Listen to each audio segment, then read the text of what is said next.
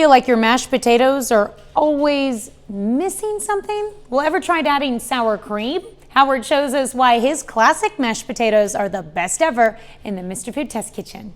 If I asked you what your favorite part of the Thanksgiving Day meal is, what would it be? Is it the turkey, the stuffing, or the potatoes?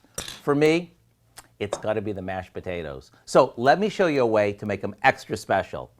We start by peeling a good amount of potatoes and cutting them into chunks. We put them in a pot and cover them with cold water, and onto the stove they go. And as for how much you need, the basic rule of thumb is about a half a pound a person. Once they're tender, we drain them really well and put them back on the stove for maybe a minute or so until all the water's gone. Now, we put them in a bowl along with some softened butter, sour cream, and a bit of salt and pepper.